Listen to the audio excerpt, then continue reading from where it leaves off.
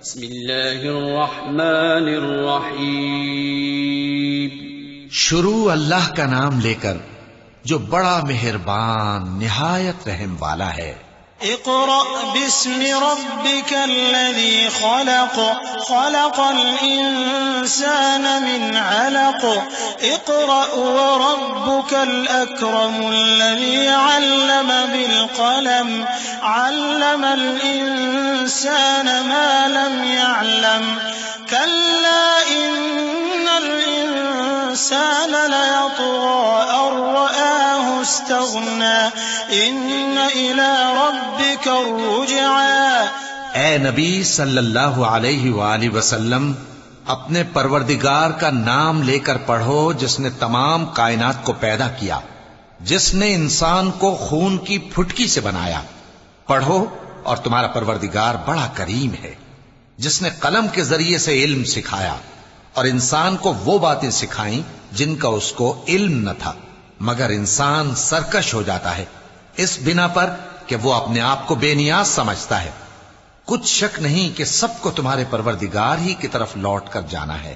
أرأيت الذي ينهى عبدا إذا صلى أرأيت إن كان على الهدى أو أمر بالتقوى أرأيت إن كذب وتولى ألم يعلم بأن الله يرى كلا لئن لم ينته لنسفعا بالناصية ناصية كاذبة خاطئة فليدع ناديه سندع الزبانية كلا لا تطعه واسجد واقترب.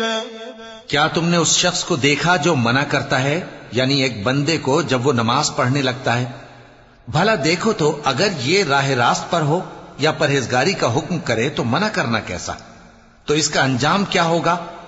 ذرا دیکھو تو اگر اس نے دین حق کو جھٹلایا اور اس سے منہ موڑا، کیا اس کو معلوم نہیں کہ اللہ دیکھ رہا ہے؟ دیکھو اگر وہ باز نہ آئے گا تو ہم اس کی پیشانی کے بال پکڑ کر گھسیٹیں گے، یعنی اس جھوٹے خطاکار کی پیشانی کے بال، تو وہ اپنے یاران مجلس کو بلا لے، ہم بھی دوزخ کے فرشتوں کو بلائیں گے. دیکھو اس کا کہا نہ ماننا اور سجدہ کرنا اور اللہ کا قرب حاصل کرتے رہنا.